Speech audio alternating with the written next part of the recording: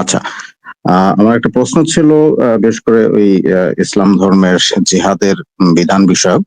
তো আপনি একটা হাদিস বেশ অনেকবারই দেখিয়েছেন যে যেখানে বলা আছে যে নবী বলছেন যে আমার উপরে আদেশ করা হয়েছে যতক্ষণ পর্যন্ত মানুষ লা ইলাহা ইল্লাল্লাহ এটার উপর ঈমান না আনবে ততক্ষণ পর্যন্ত তাদের বিরুদ্ধে কেতাল করার নির্দেশ দেওয়া হয়েছে।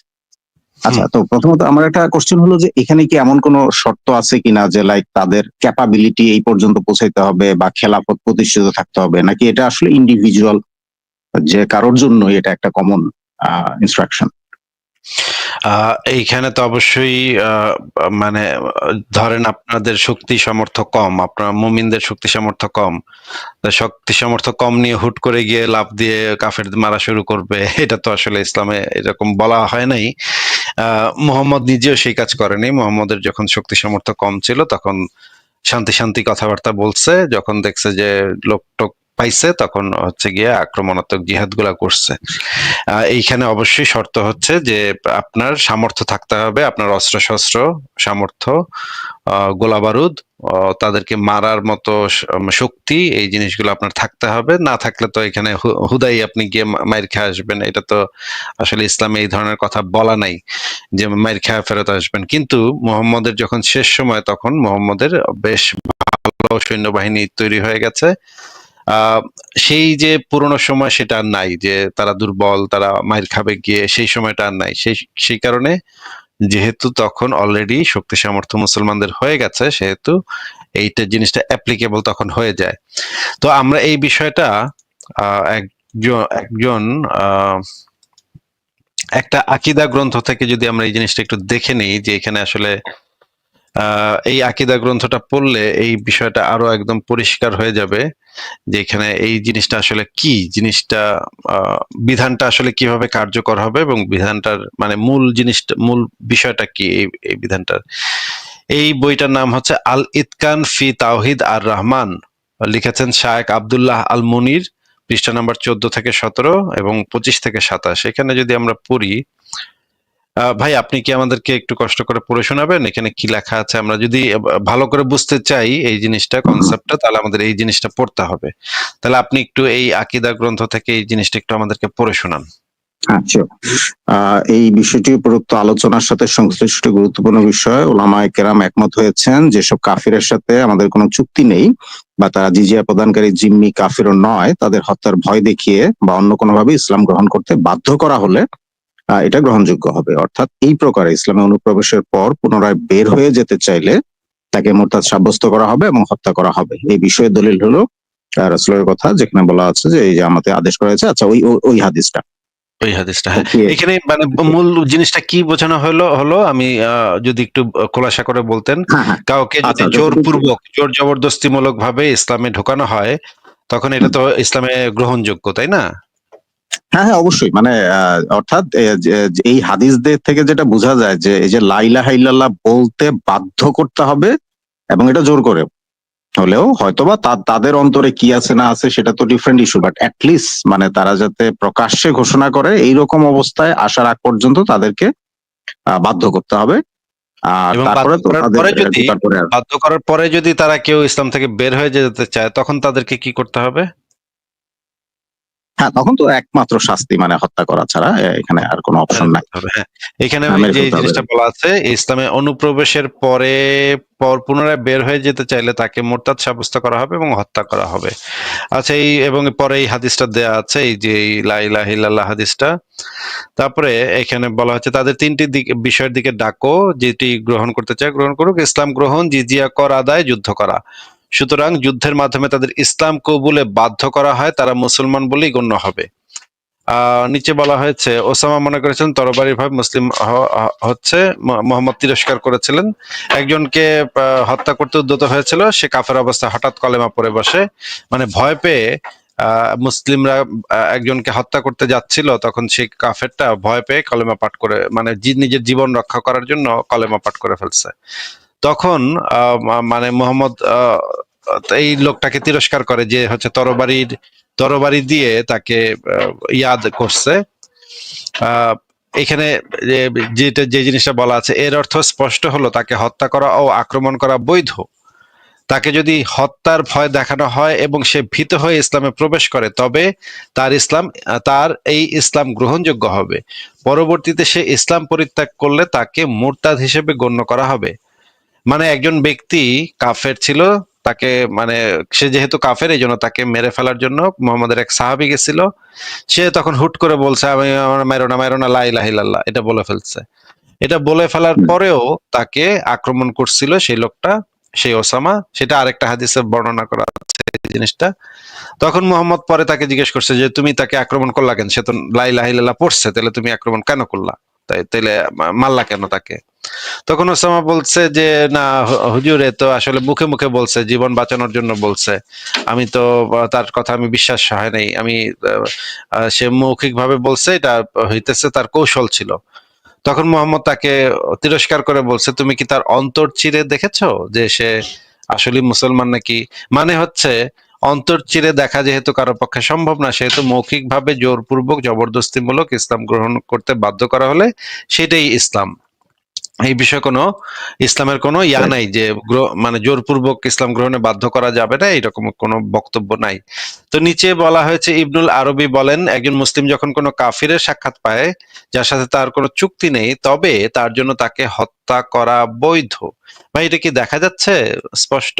হ্যাঁ, হ্যাঁ, হ্যাঁ। আচ্ছা, তার মানে এটা দেখা যাচ্ছে যে একদম ইন্ডিভিজুয়াল কেসেও, মানে নট লাইক যে একজন শাসক শুধু মানে তার মানে ইসলামিক খেলাফত বিস্তার করার জন্য শুধু কাফেরদের এলাকায় গিয়ে আক্রমণ করবে। একজন মুসলিম যখন এমন কোন কাফিরের সাক্ষাৎ পায়, মানে ইন্ডিভিজুয়ালি যদি সাক্ষাৎও পায় যার সাথে কোনো চুক্তি নাই, হ্যাঁ, তবে তার জন্য তাকে হত্যা করা বৈধ। মানে ইনফ্যাক্ট এখানে এমনও কোনো শর্ত নাই যে লাইক মানে সে কোনো থ্রেট, মানে কোনো থ্রেট দিয়েছে কিনা, বা মানে জাস্ট তার একটাই অপরাধ যে সে অমুসলিম, দ্যাটস ইট, রাইট? অমুসলিম, দ্যাটস ইট। কিন্তু এখানে অবশ্যই এই জিনিসটা খেয়াল রাখতে হবে যে আপনার শক্তি সামর্থ্য বেশি থাকতে হবে। এন্ড মানে বিরাট একটা, মানে ধরেন বিগ শোর সাথে আপনি ফাইট করতে গেলেন, ফাইট করে আপনার তো হাড্ডি ভেঙে দিবে, তাই না? আন্ডারটেকারের সাথে আপনি ফাইট করতে গেলেন, আপনার তো হাড্ডি গুড্ডি ভেঙে, আপনার ইসলাম আপনার জায়গা মতো ঢুকাই দিবে, তাই না? আচ্ছা, ইসলাম বুঝতে পারছি। তাকে প্রচার আচ্ছা, করতে এখন পারবেন। ধরেন এই যে হাদিস থেকে মানে ফেকাহি, মানে এই যে বিষয়টা হাদিসে কিন্তু খুবই পরিষ্কার, কিন্তু যখন আসলে বিভিন্ন মুমিনি স্কলারদের মুখে মানে কেউ যদি তাদেরকে কোশ্চেন করে, মানে তাদের যেই হয়তো বা আনসার গুলো, সেখানে দেখা যাবে যে হয়তো অনেক রকমের তারা শর্ত টর্তের কথা বলে। যেমন একটা হাদিস আমার যতদূর মনে পড়ে, যে তোমরা কিন্তু ইমামের পিছনে কিন্তু থেকে ভাই যুদ্ধ করো। কিন্তু ভাই মানে একজন আলেম কি মানে এই ধরনের কথাবার্তা কি প্রকাশ্যে বলা কি এখন সম্ভব? এই আমলে, এই যুগে, সভ্য হ্যাঁ, হ্যাঁ, দেশে কি ডেফিনেটলি এগুলা না, বলা সম্ভব? ভাই, ডেফিনেটলি এটা তো না। সম্ভব না, তাই না? না, এগুলো বললে তারা তো একটা হাদিসের দলিল দেয়, মানে ওই হাদিসটার ব্যাপারটা মানে কোন কনটেক্সটে আসে, যে তোমরা শুধুমাত্র ইমামের পিছনে থেকে বা তোমাদের নেতার পিছনে থেকে যুদ্ধ করো। মানে ইন্ডিভিজুয়াল কেসটাকে নালিফাই করে দেওয়ার একটা আমি অ্যাটেম্প দেখলাম আর কি, যে এরকম অনেকে বলে থাকে যে তোমরা ইমাম বা নেতার পিছনে থেকে যুদ্ধ করো। তো অনেকে আর নেতা বলতে বলে যে ওগুলো শাসক, বললে আবার তো, অনেকে বলে না, শাসক নাও হতে পারে, এই আর কি। এই জিনিসগুলো বর্ণনা করলে তো ভাই এখন জেল জরিমানা হয়, জঙ্গিবাদের দায় ধইরা মানে পুলিশ নিয়ে ফাটায় ফেলবে, পিটায় ফাটায় ফেলবে।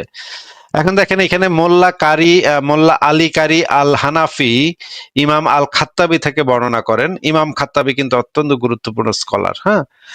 ইমাম আল খাত্তাবি থেকে বর্ণনা করেন, কাফিরদের রক্তের ব্যাপারে মূলনীতি হলো তা বৈধ।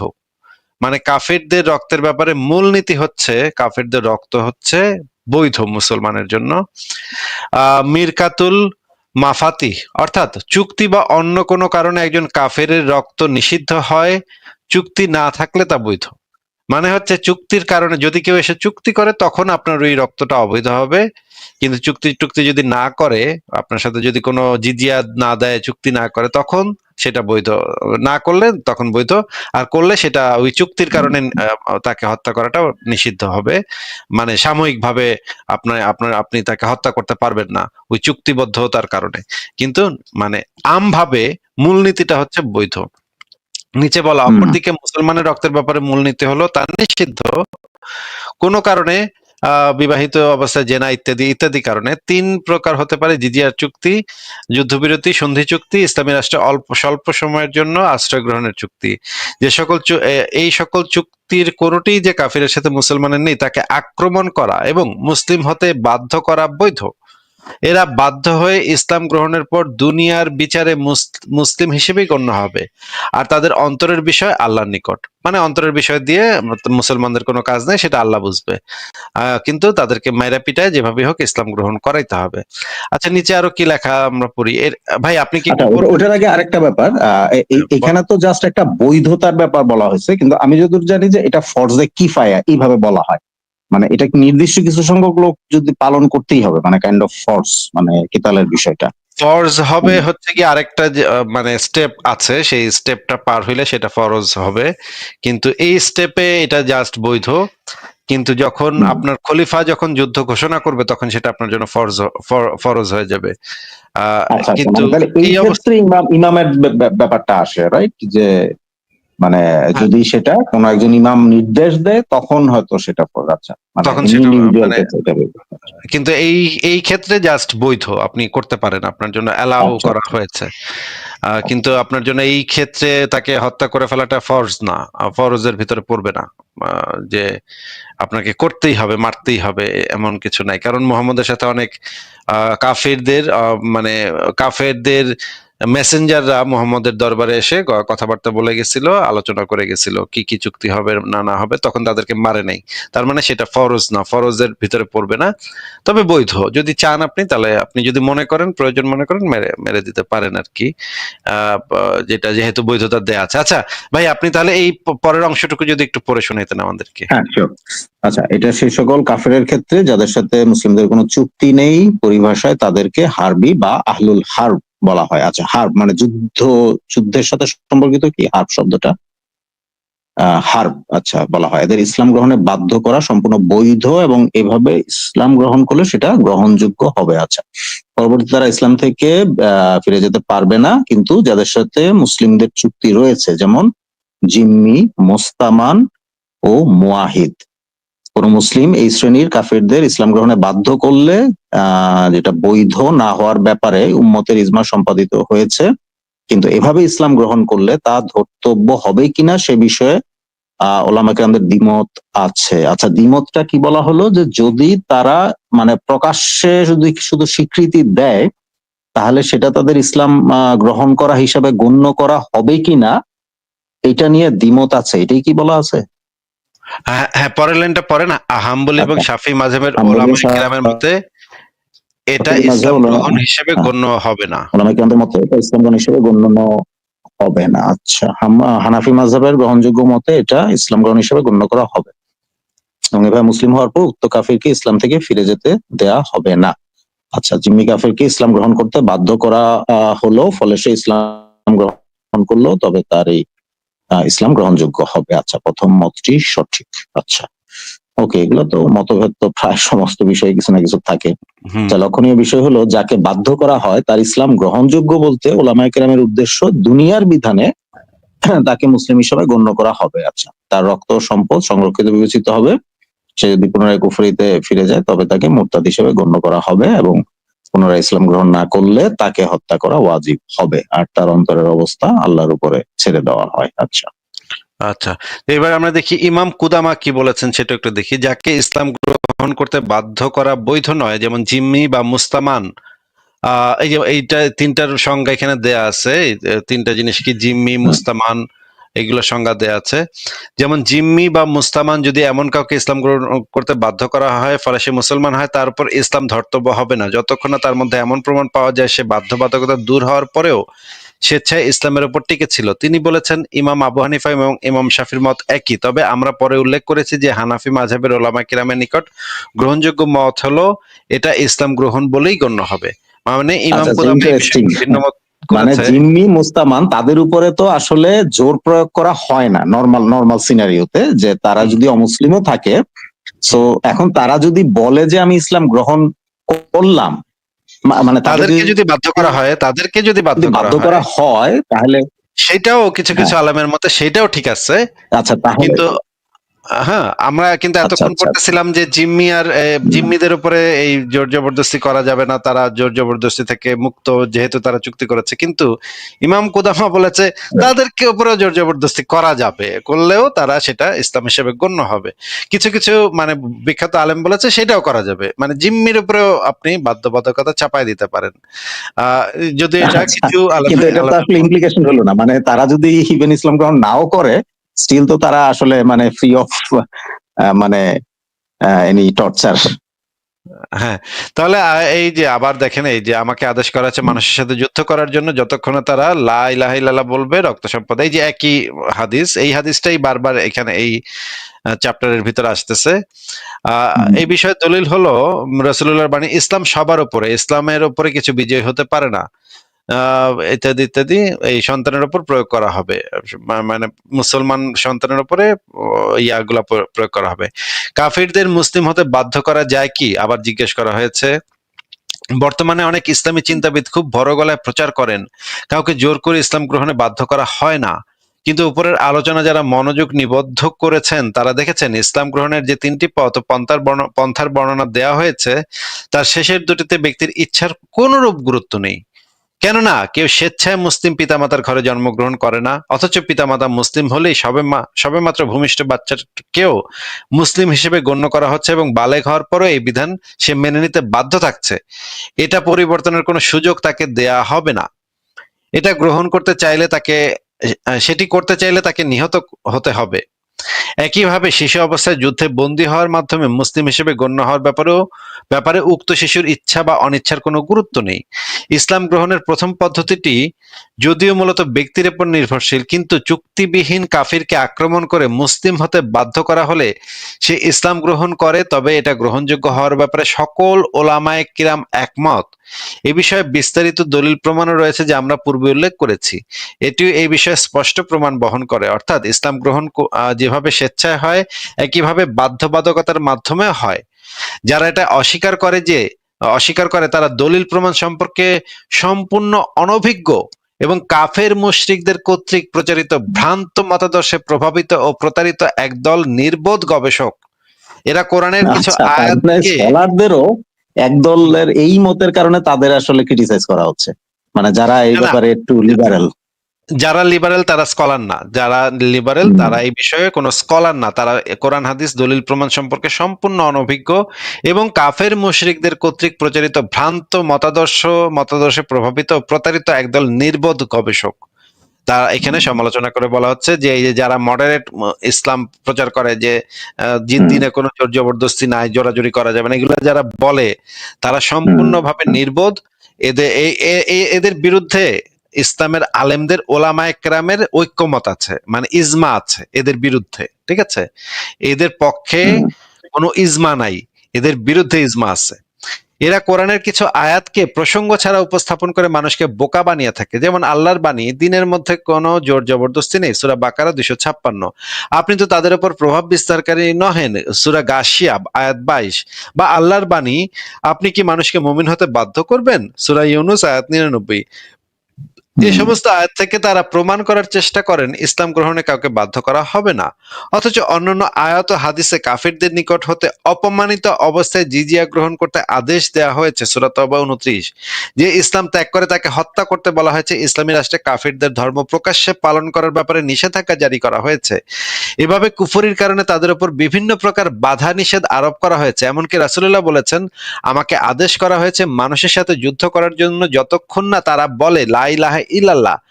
এই সকল আয়াত ও হাদিসের মধ্যে সমন্বয় সাধনের উদ্দেশ্যে আমাদের লক্ষ্য রাখতে হবে সাহাবায়ে কেরাম ও তৎপরবর্তী বরেণ্য ওলামায়ে দ্বীনের মতামত ও তাদের অনুসৃত পন্থার দিকে।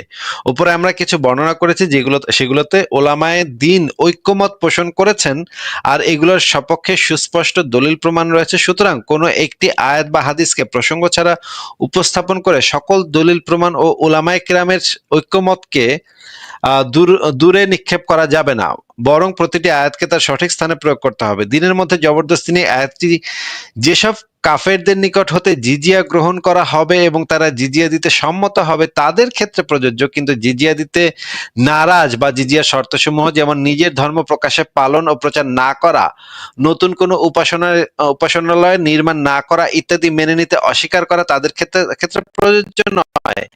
একইভাবে যে শিশু মুসলিম ঘরে জন্ম নেয়া বা মুসলিমদের হাতে বন্দী হওয়ার কারণে মুসলিম হিসেবে গণ্য হয়, কিন্তু পরবর্তীতে প্রাপ্তবয়সে উপনীত হয়ে সে কুফরিতে ফিরে যেতে চায়, জবরদস্তি না করা সংক্রান্ত আয়াতটি তার ক্ষেত্রে প্রযোজ্য নয়, কারণ তাকে এ কাজে বাধা দেওয়া হবে, প্রয়োজনে তাকে হত্যা করা হবে। যেহেতু রাসূলুল্লাহ বলেছেন যে তার দিন পরিবর্তন করে তাকে হত্যা করো, সহিহ বুখারী। এই সকল স্থানে বাধ্যবাধকতা নিষিদ্ধ হওয়ার আয়াত প্রযোজ্য হবে না এবং বাধ্য করার বিধানই প্রযোজ্য হবে। কিভাবে একজন ব্যক্তি মুসলিম হিসেবে গণ্য হয় সে সংক্রান্ত আলোচনা আমরা শেষ করেছি ইত্যাদিতে। এইখানে এই অংশটুকু একটু পড়ে নেই। ইমাম তাইমিয়া বলেন, অমুসলিম জিম্মিদের উপর ওমর ইবনুল খাত্তাব অন্যান্য সাহাবারা এবং মুসলিমদের সমস্ত খলিফারা এই শর্ত করতেন যে তারা ইসলামী রাষ্ট্রে তাদের ধর্মীয় উৎসবসমূহ প্রকাশ্যে পালন করতে পারবে না এবং তাদের বাড়িতে গোপনে পালন করবে। মাজমাউল ফাতওয়া। ইবনে কাসির তার তাফসির গ্রন্থে লেখেন, ইহুদিরা চুক্তিতে লিখেছিল আমরা আমাদের ধর্ম প্রকাশ্যে পালন করব না, শিরক কুফরের দিকে কাউকে ডাকবো না, আমাদের আত্মীয় স্বজনের মধ্যে যে কেউ মুসলিম হতে চায় তাকে আমরা বাধা দিব না, আর এও যে আমরা মুসলিমদের সম্মান করব, যদি তারা আমাদের মজলিসে বসতে চায় আমরা উঠে যেয়ে তাদের স্থান করে দিব। তাফসিরে ইবনে কাসির তওবা 29 নম্বর আয়াতের ব্যাখ্যায় এই বিষয়ে পরবর্তীতে আরো আলোচনা এসছে। দেখেন এখানে কিন্তু খুবই পরিষ্কার ভাবে কোনো ধরনের রাগ ঢাক না করে, কোনো ধরনের মানে বাটপারি বা বর্তমান সময়ের আলেমদের মতো একটু এদিক সেদিক মানে মিথ্যা কথা বলা, জিনিসটাকে সুন্দর করে উপস্থাপন করানোর জন্য একটু মানে চাপাবাজি করা, এগুলো কিছুই করে নাই। সেফ একদম জাস্ট যেটা আছে কোরআন হাদিসে যেটা আছে ওলামায়ে কেরামের যে এখানে যেভাবে ওপেনলি মানে একদম এত খোলাখুলি ভাবে বলা হলো, কিন্তু এই যে ধরেন তাফসির ইবনে কাসির বা এইসব তাফসিরের কিতাবগুলোতে কি এইভাবে মানে বলা আছে, মানে ধরেন এই পার্টিকুলার হ্যাঁ হ্যাঁ বলা আছে, যেভাবে আসলে বলা আছে তো, আচ্ছা বলা আচ্ছা আছে তো, আমি তো বহুবার দেখিয়েছি বহুবার। আচ্ছা আপনাকে দেখাচ্ছি, তাহলে আপনি একটু ওয়েট করেন, আমরা একটু দেখি। right. আহ এটা হচ্ছে তাফসির ইবনে কাসির, আপনি তাহলে আমাদেরকে একটু শুরু থেকে পড়ে শোনান কি লেখা আছে, পড়ি আমরা। আচ্ছা, যদি তারা কুফরি ত্যাগ করে ঈমান আনে, সালাত কায়েম করে, যাকাত প্রদান করে, তাদের বিরুদ্ধে যুদ্ধ করো না, আল্লাহ ক্ষমাশীল। আচ্ছা, আয়াতটা বলা হলো উক্ত আয়াতাংশে এবং অনুরূপ আয়াতসমূহের ভিত্তিতে আবু বকর সিদ্দিক খেলাফত যুগে যাকাত প্রদানের অনৈচ্ছিক ব্যক্তিদের বিরুদ্ধে জিহাদ করেছিলেন। আচ্ছা, উক্ত আয়াতে প্রমাণিত হয় যে কাফিরগণ যতদিন কুফরি ত্যাগ করে ফরজ কার্যসমূহ পালন না করবে ততদিন তাদের বিরুদ্ধে যুদ্ধ করবে এবং তাহাদিগকে হত্যা করবে। আচ্ছা, তারা সালাত ও যাকাত উল্লেখ করে সকল ফরজ কার্যসমূহের প্রতি ইঙ্গিত করেছেন। অর্থাৎ কাফিরগণ শুধু ঈমান আনলেও, সালাত কায়েম করলে আর যাকাত প্রদান করলেই হত্যা হতে ক্ষমা পাবে না, বরং রক্ষা পেতে হলে ঈমানের সহিত সকল ফরজ কার্য করতে হবে। ঈমানের পর বান্দার নিকট প্রাপ্য হচ্ছে সালাত। আচ্ছা, সালাতের পরে যাকাত। আচ্ছা, কি আচ্ছা বুঝলেন এখান থেকে যদি একটু বলতেন আমাদেরকে। আচ্ছা, এখানে তো মূল যেই ফোকাসটা বুঝলাম যে এখানে ডেফিনিশনটা দেওয়া হয়েছে যে শুধু প্রকাশ্যে শুধু ঘোষণা দিলেই এমন না যে মানে তাদের উপরে কিতাল করা হবে না, বরং একদম প্রকাশ্যে তাদের সালাত জাকাত এগুলোর মাধ্যমে মানে প্রমাণ দিতে হবে যে হ্যাঁ আসলেই তারা মুসলিম হয়েছে। মানে এখানে তো দেখতেছি আরো এক কাঠি বেশি, মানে আগে যে ডেসক্রিপশন গুলো ছিল তাতে হচ্ছে সে প্রকাশ্যে ঘোষণা করলেও ওকে মুসলিম হিসেবে গণ্য করে নিলাম। তো এখানে দেখা যাচ্ছে যে না, শুধু অতটুকুতেই না, যতক্ষণ একদম ওপেনলি তারা সালাত জাকাত এগুলোর মাধ্যমে প্রমাণ না করবে যে তারা আসলেই মুসলিম, তার আগ পর্যন্ত তারা মানে কাইন্ড অফ জারি করার অপশন থেকে যাচ্ছে। অনিরাপদ, তাই না?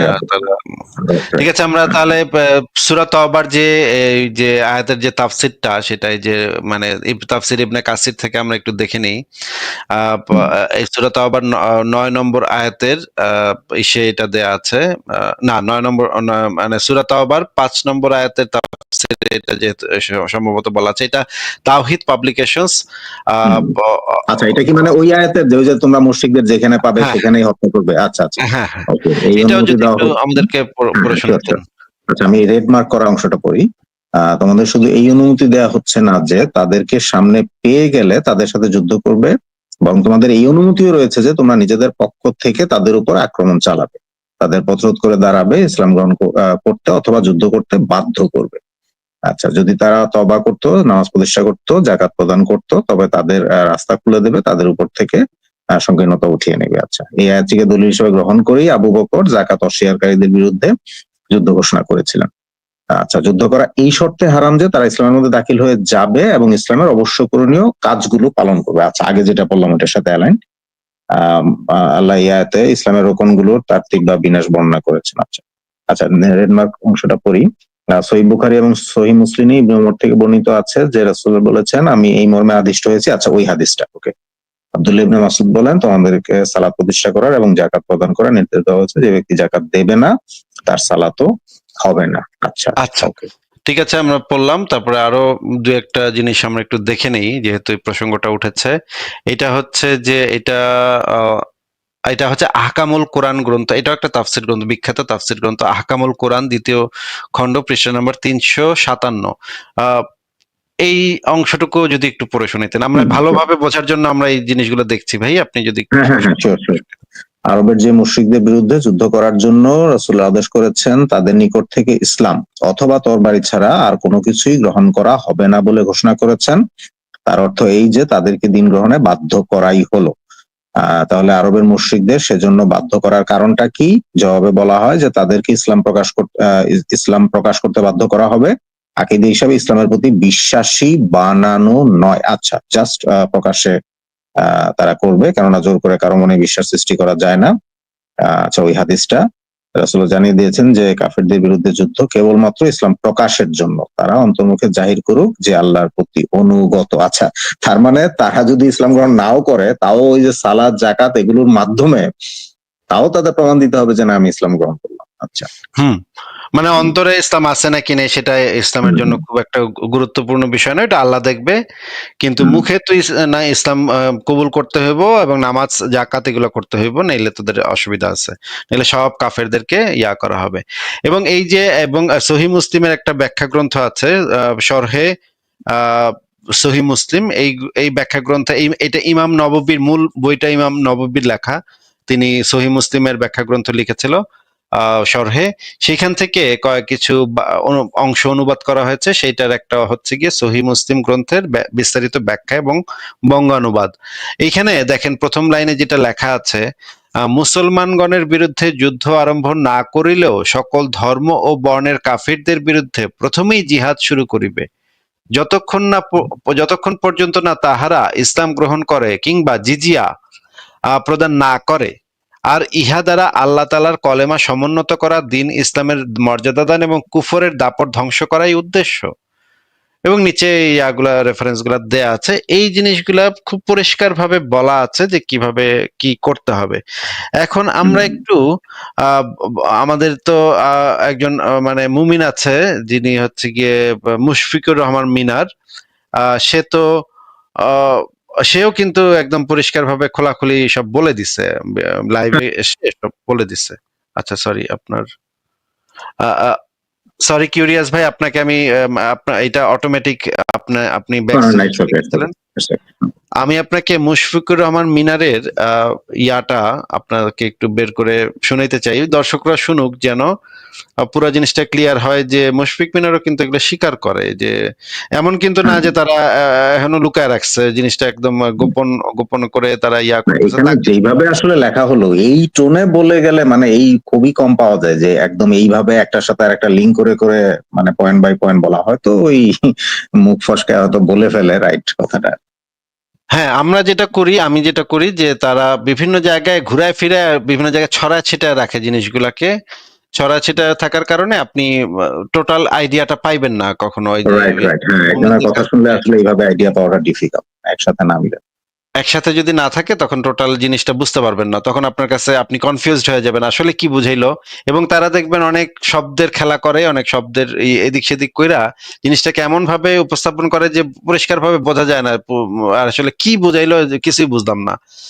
কিন্তু আমি যেটা করি যে তাদের ওই জিনিসগুলাকে এক জায়গায় এনে আহ, আহ, ইয়া করে রাখি, যেন ইয়াটা করা যায়। আমি আপনাকে আমি আপনাকে তাহলে ওই আক্রমণাত্মক জিহাদের ওই ইয়াটা আমি একটু দেখাই।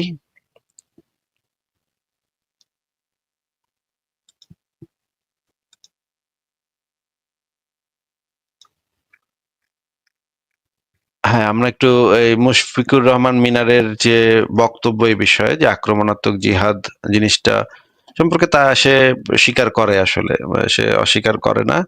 সে বলে যে হ্যাঁ, আমাদের ধর্মে এইভাবে জোরপূর্বক করাটা এটা কল্যাণের জন্য তারা করে, হ্যাঁ, মানে কাফেরদের কল্যাণের জন্য তারা এইগুলা করে। তো আমরা একটু শুনি মুশফিকুর রহমান মিনার কি বলে, শোনেন। এই যে সূরা আনফালের আয়াত, জিহাদের আয়াত, ঠিক আছে, তোমরা তাদের সাথে লড়াই করো যতক্ষণ না ফিতনার অবসান হয় এবং দিন পূর্ণরূপে আল্লাহর জন্য হয়ে যায়, ঠিক আছে। এই আয়াতটাও নাস্তিক মুক্ত মানার অনেক দেখায়, অবশ্যই কোরআনের আয়াত সত্য। এর তাফসিরে শেখ আব্দুর রহমান আস-সাদি, তিনি কিন্তু কোনো চক্ষু মোল্লা না, তিনি শেখ মোহাম্মদ ইবনে সালেহ আল উসাইমিন রহিমাহুল্লাহর উস্তাদ, ঠিক আছে, অনেক বড় একজন আলেম এবং একজন মুফাসসির। তিনি এটা তাফসিরে বলেছেন, এখানে আল্লাহ তার জিহাদের উদ্দেশ্য বর্ণনা করেছেন, কাফিরদের রক্ত ঝরানো বা তাদের সম্পদ কিনে নেয় এর উদ্দেশ্য নয়, ঠিক আছে। এটা কিন্তু কোনো মডারেট আমেরিকান স্কলারের কথা না, কিন্তু ঠিক আছে, বলা হচ্ছে জিহাদের উদ্দেশ্য কাফিরদের রক্ত ঝরানো বা তাদের সম্পদ কিনে নেওয়া নয়, বরং এই উদ্দেশ্যে দিন অর্থাৎ ইবাদত শুধুমাত্র আল্লাহর জন্য হয়ে যায় এবং আল্লাহর দিন অন্য সকল দিনের উপর প্রবল হয়, আর যা কিছু এর বিরুদ্ধে যায় সেগুলোকে দমন করা, হোক তা শিরক বা অন্য কিছু, যাকে আয়াতে ফিতনার কথাটি দ্বারা প্রকাশ করা হয়েছে। তবে দেখেন, যদি এই উদ্দেশ্য অর্জিত হয়ে যায় তাহলে যুদ্ধ বা হত্যা চলবে না, ঠিক আছে, তাহলে যুদ্ধ বা হত্যা চলবে না, একদম কিন্তু পরিষ্কার। তাফসীরে সাদি পৃষ্ঠা 98 এই আয়াতে তাফসীর এটা আছে। আরো দেখেন, যেসব কাফিরের সাথে আমরা জিহাদ করি এর দ্বারা তো তারাই উপকৃত হবে। হ্যাঁ, মানে এখনটা প্রশ্ন আসতে পারে, আরে মুসলিমরা তো যুদ্ধ করবে কেন, ঠিক আছে। তো দেখেন, এটা উত্তর হচ্ছে যে এই যে এটা করা হয় দিন প্রতিষ্ঠার জন্য, এর দ্বারা কিন্তু তারাই উপকার লাভ করে। মুসলিমদের মনে কিন্তু উপকারটা মাথায় থাকে যে তারা নাজাত লাভ করবে, তারা জাহান্নামের আগুন থেকে রক্ষা পাবে, এই জিনিসটা কিন্তু মুসলিমদের মাথায় থাকে। এটা করার জন্য নিজে যে গণিমত নিয়ে বড়লোক হবে এইটা মাথায় রেখে কেউ যদি জিহাদ করে, কেউ যদি হত্যা করার জন্যই হত্যা করতে চায়, তাহলে ওইটা কিছুই হবে না, সে আল্লাহর কাছ থেকে কোনো প্রতিদান পাবে না। তাহলে আচ্ছা, কিউরিয়াস ভাই, আপনি কি বুঝতে পারছেন তো যে হ্যাঁ, কাফেরদের কিন্তু মানে এখানে আমি সুবিধার দেখতে জন্য পাচ্ছি একটু মানে ঘুরিয়ে পেঁচিয়ে বলার প্রবণতা মনে হলো। যেমন দেখেন, এখানে একটা ইন্টারেস্টিং জিনিস যে যদি এই উদ্দেশ্য অর্জিত হয়ে যায় তাহলে কোনো যুদ্ধ বা হত্যা চলবে না, কিন্তু হাদিসে কিন্তু আছে যতক্ষণ পর্যন্ত একজনও লা ইলাহা ইল্লাল্লাহ না না না বলবে না তার না, বিরুদ্ধে কিন্তু কেতাল করা যাবে। উদ্দেশ্যটা কি?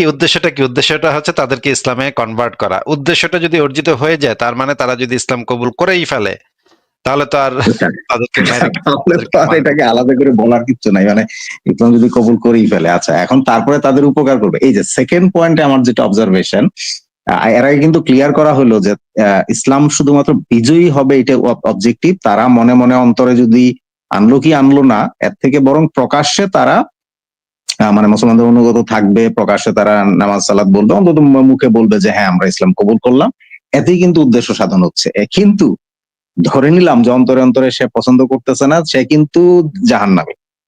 সো তাদের আসলে উপকার কোত্থেকে হলো, মানে জোর করে আমি একজনকে বললাম, মানে একজনকে জোরপূর্বক ইসলামে মানে ইসলামে কনভার্ট করলেন, অথবা সে ইসলামে কনভার্ট হতে চাইলো না, সে বলল যে না ভাই, আমি আমার ধর্মেই ভালো আছে, আমি ইসলাম নিব না, তখন তাকে মাইরা ফেললেন। And এটাতে মানে এর তার সাথে কি জাহান্নামী নাজাত থাকলো। হইলো, তার নাজাতটা কি হলো, এটা তো আমি বুঝলাম না ভাই, আমার তো মাথায় ঢুকলো না। না, আচ্ছা, মুশফিক মিনারের ইয়া তো আমি মানে অনেস্টির একটু অভাব দেখা যাচ্ছে আসলে, মানে একটু ঘুরায় পেঁচায় বলার ব্যাপারটা। ভাই ঘুরা পেঁচা না বলে যদি সরাসরি এই কথাগুলা বলে, হ্যাঁ, তাহলে কি মনে করেন একটা জুতা মাটিতে পড়বে, তখন তো সবাই মানে মুসলিমরা এসে জুতা পেটা করবে এটারে, হ্যাঁ, হ্যাঁ, বলবে যে তুই ডেফিনেটলি। এটা ইসলামের নামে এগুলা কি বানায় বানায় বলস, তাই না? কোরআন হাদিসে আসলে জেনুইনলি যেগুলো আছে সেগুলা বললে মুসলমানরা এসে তাকে পিটায় যাবে যে তুই কোরআন হাদিস বিরোধী কথা বলছস। আচ্ছা, আমরা শুনি, শেষটুক শুনি আমরা। বলা হচ্ছে যে এর দ্বারা তো তারাই উপকৃত হবে, আমরা তাদের সাথে সংগ্রাম করে তাদের বিরুদ্ধে লড়ি যাতে তারা আল্লাহর মনোনীত দিনের মধ্যে প্রবেশ করতে পারে, যা তাদেরকে ইহকাল এবং পরকাল নাজাতের দিকে ভরে যায়। আল্লাহ তাআলা বলেছেন, দেখেন তোমরাই সর্বোত্তম জাতি, মানব জাতির কল্যাণের জন্য তোমাদের উদ্যোগ করানো হয়েছে, ঠিক আছে। মানব জাতির কল্যাণ উড়াইয়া দেওয়ার জন্য উদ্যোগ করানো হয় নাই, কিন্তু কল্যাণের জন্য। বলা হচ্ছে তোমরা সৎ কাজের আদেশ করবে। আচ্ছা, কিউরিয়াস ভাই নিশ্চয়ই বুঝতে পেরেছেন যে মানব জাতির কল্যাণের জন্য ওনারা আগ বাড়ায় গিয়ে কাফেরদেরকে মাইরা পিটা তাদেরকে ইসলাম গ্রহণে বাধ্য করে। এটা কিন্তু ওনারা নিজেদের ব্যক্তিগত কিন্তু কোনো লোভ লালসা ওনাদের না, ওনারা কিন্তু একদম নিঃস্বার্থ ভাবে, মানে কাফেররা যেন জান্নাতে যেতে পারে, এই জন্য ওনাদের কত কষ্ট করতে হয় চিন্তা করেন, এবং ওনাদের নবীরও কত কষ্ট করতে হয়েছে এবং ওনাদেরও কত কষ্ট করতে হয় যুগে যুগে। শুধুমাত্র কাফেরদের দিকটা চিন্তা করে, কাফেররা যেন জাহান্নামে আবার না পড়ে টরে, এই জন্য ওনারা গিয়ে তাদেরকে মাইরা পিটায় ইসলামে আনে। এবং যদি আসতে না চায় তাহলে তো মেরেই ফেলে, যদি তারা ইসলাম কবুল করতে না পারে তাহলে জাহান্নামে পাঠায় দেয়। কত সুন্দর বিধান, তাই না? তো ভাই হুম। আমার তো মানে আবেগপ্রবণ হয়ে যাচ্ছে তার কথা শুনে, যে আমাদের জন্য তার এত মায়া, এত মহব্বত, আমরা কাফেরদের জন্য, আমাদের কাফেরদের জন্য এত মহব্বত তার মনে, যে আমাদেরকে যেভাবেই হোক ইসলামে আনার জন্য ওনারা আমাদেরকে মাইরা পিটায়া জবাই টবাই করে ওনারা ইসলামে নিতে চায়, তাই না? হুম। আচ্ছা, ঠিক আচ্ছা, আছে, এই পরের এই এই এই রাইট আপটার এটা লাস্টের দিকে একটা জিনিস দেখা যাচ্ছে যে এই কথাটা অনেক জায়গায় শোনা যায় যে সর্বত জিহাদের প্রকারভেদ, তার মধ্যে একটা প্রকারভেদ হচ্ছে জিহাদুন নফস, মানে নিজের নফসের বিরুদ্ধে। আচ্ছা, এই যে কেতাল বা জিহাদ এগুলো তো পরিষ্কার যুদ্ধ, মানে কাফেরদের বিরুদ্ধে। এইখানে মানে নিজের অন্তরের বিরুদ্ধে জিহাদ, আসলে এগুলা তো ঠিক ওই কেতাল বা এগুলোর সাথে কোনো সম্পর্কই নেই। মানে এই হ্যাঁ, বর্ণনাগুলো এগুলোর সাথে আনাটা কি মানে একটু লাইট করে বর্ণনা করার চেষ্টা কিনা? ওগুলো পরবর্তী সময় আলেমরা জিনিসগুলাকে একটু লাইট করার জন্য, একটু হালকা করার জন্য, এই কোপাকুপি হ্যাঁ, গুলা থেকে ইয়া করার জন্য বিভিন্ন ধরনের ব্যাখ্যা বিশ্লেষণ ঢুকাই দিছে। যদিও ওই ব্যাখ্যা বিশ্লেষণ ওইগুলার কিছু দলিল প্রমাণও কিছু কিছু তারা দেখাইতে পারবে যে এটা দ্বারা আসলে এটা বোঝানো হয়েছে, হুম। কিন্তু বাট সেটা তো আসলে আলাদা জিনিস, কিন্তু মানে একজন মুসলমান হলো সে যে শয়তানের বিরুদ্ধে, নফসের বিরুদ্ধে, বাট আসলে আমরা তো আলোচনা করতেছি একদম কিতাল পরিষ্কার, যেটা কিতাল, কাফেরদের হ্যাঁ, বিরুদ্ধে যে যে অ্যাটেম্পটা। যেই কোরআনে যে আয়াতগুলা এবং হাদিসে যে আয়াতগুলাতে একদম কিভাবে কাটতে হবে তাদেরকে, সেগুলো বর্ণনা করে দেয়া আছে। এখন যদি আপনি যদি শুধু নফসের জিহাদটাই যদি এখানে ব্যাখ্যাটা ঢুকান, তাহলে প্রবলেমটা হচ্ছে নফস দিয়া তো ভাই আপনি কাফেরদের হাত পা কাটতে পারবেন না, তাই না? নফস দিয়া হাত হ্যাঁ, হাত পা কাটতে কেমনে? তখন তো মানে এটা এটা তো সেন্স নিজের মেক করে সাথে না। নিজের যুদ্ধ। হ্যাঁ, এটা তো এটা তো আসলে তখন একদম। আর ওই জিহাদের সংজ্ঞাটা যদি এখানে ঢুকাই দেন আপনি, তখন তো এই পুরা আয়াত বা পুরা হাদিস কোনো সেন্স মেক করবে না, যে আপনি কেমনে গলা কাটবেন, মানে নফসের সাথে যুদ্ধ করে আপনি কেমনে কাফেরদের গলা কাটবেন, এটা তো সম্ভব না। তো ওইখানে প্রিসাইজলি যে জিনিসগুলো বলা আছে, ওনারা অনেকেই আছেন যেগুলো স্বীকার করেন। আমরা আরেকটু শুনি কি হুম। বলে, শুনি। অসৎ কাজ নিষেধ করবে, আল্লাহর প্রতি বিশ্বাস স্থাপন করবে। সূরা আলে ইমরান 110। দেখেন সূরা বুখারী, মানে সহিহ বুখারী, এখানে দেখেন আরো অনেক কিছু বলা হয়েছে। তো দেখুন আপনাকে আরেকটা জিনিস দেখাই, এখানে যে জিনিসটা বলা হয়েছে যে লা ইলাহা ইল্লাল্লাহ বলা ছাড়া যুদ্ধ করা, এটার দ্বারা বলা হচ্ছে কাফিরদের সাথে যে আক্রমণাত্মক জিহাদ, সেটার বিধানটা এখানে বলা হয়েছে যে একজন মুসলিম শাসক সে হচ্ছে কাফির ভূখণ্ডে তিনি আক্রমণাত্মক জিহাদ করে নাকি, তাদেরকে 3টা অপশন দেওয়া হয়: ইসলাম গ্রহণ, জিজিয়া প্রদান অথবা যুদ্ধ। 3টা অপশন দেওয়া হয়। এরপর সেই রাষ্ট্রের সাথে মুসলিম রাষ্ট্রের যুদ্ধ হয় এবং যুদ্ধটা সৈন্যবাহিনীর মধ্যে সীমাবদ্ধ থাকে এবং তাদের নারী শিশু তাদের এই যে মিথ্যা কথা হ্যাঁ, বললো, সৈন্যবাহিনীর মধ্যে সীমাবদ্ধ থাকে। আচ্ছা, তাহলে নারী এই শিশু যে মিথ্যা কোত্থেকে আসলো? আচ্ছা। মিথ্যা কথা বললো না, সৈন্যবাহিনীর হুম, ভিতরে সীমাবদ্ধ থাকে না, এটা মিথ্যা কথা। আমরা পরে শুনি হুম। কি বলে। হত্যা করা হয় না। তারপর যদি সেই দেশটা মুসলিমদের এই যে সে যে বললো নারী শিশুদের হত্যা করে না, এটা একদম ডাহা মিথ্যা কথা। মোহাম্মদের সৈন্যবাহিনীরা রাতের বেলা অন্ধকারে আক্রমণ করত গোত্রগুলোর উপরে, কাফের গোত্রগুলোর উপরে, এবং আগুন দিয়ে জ্বালায় দিত বা অন্ধকারে তরবারি চালায় এক নাগারে গলা কাটতো। হ্যাঁ, আশপাশ ঝামঝাম করে গলা কাটতো, মানে আশপাশ কিছু দেখতো না। আচ্ছা, এখানে কি জাস্ট এই এক্সেপশনটার কথা বলা হয় যে যদি মানে কোনো নারী শিশু উপরে সরাসরি, মানে একটা হতে পারে যে পুরো একটা গ্রুপের উপর অ্যাটাক করা হলো, যে তখন তো আর স্পেসিফিক ভাবে দেখে দেখে অ্যাটাক করা এটা হয়তো সম্ভব না। কিন্তু সাপোজ এমনিতে কেউ একজন যুদ্ধে, মানে না, জাস্ট নিরীহ নারী শিশু বৃদ্ধ, মানে হয়তো তাদের হ্যাঁ, উপরে নিরীহ টার্গেটেড। একদম একদম টার্গেট করে করাটা বিষয় নিষেধাজ্ঞা আছে, যে একদম নারী শিশু আছে হাঁটতেছে, তারা আপনি যাই না বুঝা নারী শিশুকে গিয়ে অ্যাটাক করবেন, সেটা ইসলামে জায়েজ না। কারণ ইসলামে তো ভাই রাইট, নারী রাইট, রাইট। শিশুর আসলে একটা ওইভাবে প্রিসাইজলি বললে তো বোঝা যায়, কিন্তু ওরা না সমস্যা না হলো না এটাকে ওই এই কন্টেক্সট ছাড়া জেনেরিক ভাবে বলে ফেলে। এইটার আবার আরেকটা আছে, যে এটা কিন্তু ইসলামের নারী এবং শিশু কিন্তু মাল, হ্যাঁ, ওইটা কিন্তু হুম। বিক্রয়যোগ্য মাল। হ্যাঁ, কাফেরদের নারী শিশু পরবর্তীতে এটা যেটা কিন্তু দাস দাসী বিক্রয়যোগ্য বানানোর মাল। ব্যাপারটা। ওইটাকে কিন্তু এদেরকে কিন্তু দাসী বানানো যাবে। আপনি যদি মেরে ফেলেন হুম, তাহলে কিন্তু মোহাম্মদ কিন্তু 6,000 7,000 করে দাসী নিত এক একটা যুদ্ধে। হ্যাঁ, একটা হুম, একটা যুদ্ধে 6-7 হাজার দাসী বানাইতো। এখন যদি মনে করেন এইগুলারে মেরে ফেলতো, এদের সবাই মেরে ফেলতো, তাহলে তো এতগুলা দাসী, এক একটা দাসীর কিন্তু সেই সময় অনেক দাম ছিল। দাসী হুম, কিন্তু সেই সময় অনেক এক্সপেন্সিভ জিনিস ছিল। এই রকমের এক্সপেন্সিভ জিনিস তারা মেরে ফেলবে। এবং মোহাম্মদের সাহাবীরা যখন আজল করতো, আজল করার সময় তারা মোহাম্মদকে এসে বলতো যে হুজুর আমরা তো ওই মেয়েদের সাথে ইয়া করতেছি, বন্দি মেয়েদের সাথে তো করতেছি, কিন্তু তারা যদি প্রেগনেন্ট হয়ে যায় তখন বাজারে নিয়ে বিক্রি করার সময় দেখা যাবে দামে পাওয়া যাবে না, বেশি দাম পাওয়া যাবে না, প্রেগনেন্ট মেয়ে তো কিনতে যাবে না লোকজন, প্রেগনেন্ট মহিলা তো দাম কমে যাবে, তখন তখন বলবে যে এর তো পেটে বাচ্চা আছে, এর সাথে তো করা যাবে না কিছু। এই কারণে আমাদের তো এটার তো দাম কমে যাচ্ছে, এখন হুজুর কি করি? তখন হুজুর মানে তখন সাহাবীরা তাকে মোহাম্মদকে জিজ্ঞেস করছে আমরা কি আজল করতে পারি এই বন্দি মেয়েদের সাথে? তখন মোহাম্মদ বলছে হ্যাঁ তোমরা আজল করতে পারো, অসুবিধা নেই, আজল করো। কারণ হচ্ছে সাহাবীরা এই যুক্তিটা দেখাইছিল যে যদি তারা প্রেগনেন্ট হয়ে যায় সেই মেয়েরা, তাহলে তো তাদের বাজার মূল্যটা কমে যাবে, আমাদের মাল তো আমরা মানে লস করব, ব্যবসায় লস করব। মানে খুবই খোলামেলা ভাবে, খুবই সরাসরি তারা এই জিনিসগুলা হাদিসের ভিতরে বর্ণনা করা হচ্ছে যে সাহাবীরা আয়েশা মোহাম্মদকে জিজ্ঞেস করতেছে এটা। ভাই এটা না মানে এগুলা এটা আগে মানে অনেকবার দেখিয়েছেন। এগুলাকে শোনা যায় না, শোনার মতো না। হ্যাঁ, যে একটা মেয়েকে মানে ধইরা, কাফের মেয়েকে ধইরা এইভাবে তারা ইয়া করতেছে, এগুলাকে শুনলেও গা ঘিন ঘিন করে, একদম গা গুলায়। এগুলা তারা এইভাবে মানে খোলামেলা বর্ণনা করে এবং বাটে পড়লে এই যে এই একটু আগে কিন্তু সেও এই হাদিসটা বর্ণনা করলো, যতক্ষণ পর্যন্ত লা ইলাহা ইল্লাল্লাহ না বলবে ততক্ষণ পর্যন্ত এই যে কিতাল করার বিধানটা। তো আমরা পুরো আসলে মোটামুটি এই যে দেখলাম। ওয়েতে ডেসক্রাইব করাটা, এটা তো আসলে অনেক স্কলাররাও তো আসলে বর্তমানে এইভাবেই বলে আসলে এটার রাইট ওয়েতে পাওয়াটা, মানে সাপোজ একজন হয়তোবা তাফসিরের ইয়াতে বললো, কিন্তু আবার যখন ওই সিমিলার জিনিসটা কারো কাছে শুনবে আসলে কনফিউজড হওয়ার মানে এভরি পসিবিলিটি, মানে এখানে আসলে বিভিন্ন বই টই একসাথে না মিলে না পড়া ছাড়া আসলে এটা বোঝাটা ডিফিকাল্ট। হ্যাঁ, এবং তারা ইচ্ছাকৃতভাবে এই জিনিসটাকে একটু ধোঁয়াশা রাখে। আপনি যদি একদম ইসলামে যখন কঠিনভাবে বিশ্বাসী হবেন, তখন মাদ্রাসার বড় হুজুরেরা আপনাদেরকে এই কথাগুলো বলবে। কিন্তু যদি আপনার ভিতরে সন্দেহ থাকে বা আপনি যদি কাফের হন, তখন কিন্তু এই কথাগুলো আপনার সামনে তারা আলোচনা করবে না। তখন কোরআনের কয়েকটা আয়াত, যদি ধর্মে কোনো জোর জবরদস্তি নাই, ইসলাম শান্তির ধর্ম, এইগুলো আপনাকে বলবে, আপনাকে ইসলামে আকৃষ্ট করার জন্য। তো এগুলো তো বোঝা যাচ্ছে। ঠিক আছে কিউরিয়াস ভাই, আপনি কি আর কিছু দেখতে চান বা আলোচনা করতে চান? না, আমার ইসলাম সম্বন্ধে ঠিক আছে, আর প্রশ্ন নাই। আচ্ছা, আমার জাস্ট আরেকটা শুধু প্রশ্ন হচ্ছে যে ইসলামের এই অনেক বিধিবিধান এগুলো তো আসলে ওল্ড টেস্টামেন্ট থেকে বা নিউ টেস্টামেন্ট থেকে আসছে। আচ্ছা, আপনি একবার সম্ভবত বলেছিলেন যে ওল্ড টেস্টামেন্টেও অলমোস্ট এই জিহাদ কিতাল এই সংক্রান্ত বিষয়গুলো আছে। আমার একটা প্রশ্ন হচ্ছে যে হ্যাঁ, এটা কি ওই নিউ টেস্টামেন্ট আসার পরে মানে ক্রিশ্চিয়ানিটিতে কি জিনিসটাকে একটু লাইট করা হয়েছিল?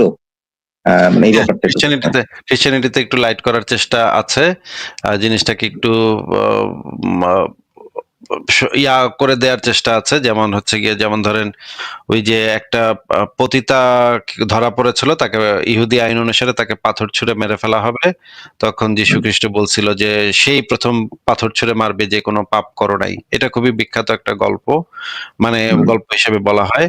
তো এই যে প্রাচীন যে ইহুদি আইন, যে পাথর ছুঁড়ে জিনার শাস্তি হচ্ছে পাথর ছুঁড়ে হত্যা করা, যীশু খ্রিস্ট এটাকে রদ করার একটা অ্যাটেম্প নিছিল আর কি, রদ করার জন্য বলছিল। কিন্তু আবার ওই নিউ টেস্টামেন্টে আবার এটাও বলা আছে, একই সাথে এটাও বলা আছে যে যিশু বলেছেন যে আমি মুসার বিধানকে, মুসার শরীয়তকে আমি প্রতিষ্ঠা করার জন্য এসেছি, মুসার বিধান থেকে এক বিন্দু বিসর্গ পর্যন্ত রদ করার জন্য আমি আসিনি, সেটা যেন মানে শেষ দিন পর্যন্ত বলবৎ থাকে মুসার বিধান, সেটা দেখতে, সেটা করার জন্যই, সেটা রক্ষণাবেক্ষণের জন্যই আমি এসেছি, এই কথা বলছে। তো তো কিছু কিছু ভালো জিনিস সেটার ভিতরে ঢুকানো হয়েছে, নিউ টেস্টামেন্টে কিছু ভালো ভালো জিনিস ঢোকানোর চেষ্টা করা হয়েছে। কিন্তু একই সাথে আপনি যখন পড়বেন তখন বুঝবেন যে এগুলো তো কন্ট্রাডিক্টরি কথাবার্তা, কারণ এক জায়গায় এক কথা বলতেছে, আরেক জায়গায় আরেক কথা বলতেছে। এই আসলে তো এই ধর্মটার ভিতরে তো ভালো কিছু আসলে নাই, খারাপ জিনিসই আছে, কিন্তু একটু সুন্দর করে উপস্থাপন আর কি, শুধুমাত্র। আচ্ছা, আরেকটা কন্ট্রাডিকশন যেটা আমার অবজারভেশন, যে ইহুদিদের ব্যাপারে যে জিনিসটা শোনা যায় যে তারা শুধুমাত্র মানে তাদের তো আসলে বনি ইসরাইল, মানে তারা ওই তাদের নিজেদের বংশধারার মধ্যেই ইহুদি ধর্মটাকে সীমাবদ্ধ রাখতে ইন্টারেস্টেড, মানে তারা সাধারণত ওই যে দাওয়াত দিয়ে বা কাউকে ফোর্সফুলি কনভার্ট করা, এটা কি তাদের ওই ওল্ড টেস্টামেন্টের সাথে আসলে কনফ্লিক্টিং? যে মানে ইসলামে যেরকম যে অন্যদেরকে না, বাধ্য করে। না, ওল্ড টেস্টামেন্টের সাথে কনফ্লিক্টিং কনফ্লিক্টিং না, কারণ হচ্ছে গিয়ে তারা হচ্ছে প্রতিশ্রুত জাতিসত্তা, ঈশ্বরের দ্বারা প্রতিশ্রুত জাতিসত্তা হুম। হিসেবে তারা নিজেদেরকে আচ্ছা, দাবি করে। তাহলে এটা মানে যেটা যেটা কন্ট্রাডিক্টরি লাগে যে তাহলে কি তাদের যেসব ওই যে জিহাদ কিতাল টিতালের যেসব বিধান টিধান আছে, যদি তারা ফোর্সফুল কনভার্সন বা এই ব্যাপারটা ফলো না করে, তাহলে আসলে তাদের বিধানটা আসলে কেমন ছিল, এটা আমার একটু জানার ইয়ে ছিল। তাদের বিধান আপনার হচ্ছে জানার ছিল। গিয়ে এই যে তাদের বিধান তো ওই অঞ্চলে ওই যে যেমন ধরেন গনিমতের মাল নেয়া বা তাদেরকে হত্যা করে ফেলা, সেই ওল্ড টেস্টামেন্টে যে জিনিসগুলো আছে যে তাদেরকে হত্যা করে ফেলার কথা বলা আছে, তাদেরকে যে কনভার্ট করা, ইহুদি ধর্মে কনভার্ট করা, এই জিনিসগুলো সেখানে সেইভাবে নাই।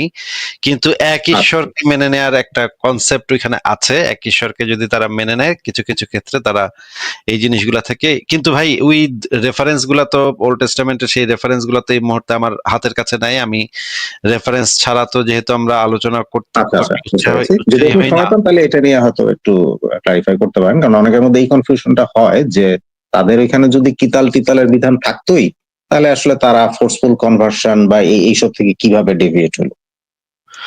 আহ, ওইগুলা আছে, ফোর্সফুল কনভার্সন আছে অন্যভাবে। আমি আপনাকে পরে এক সময় ওই ভার্স গুলা বের করলে তখন ওই জিনিসগুলো ভালোভাবে বোঝা যাবে। এই মুহূর্তে আমার আচ্ছা, কাছে নাই, আমরা আরেকদিন আলোচনা করবো সেগুলো নিয়ে। কিউরিয়াস ভাই, তাহলে আজকে আপনাকে আমরা বিদায় জানাই, ভালো থাকেন আপনি। হ্যাঁ, ওকে ওকে, শিওর শিওর, ভালো থাকবেন।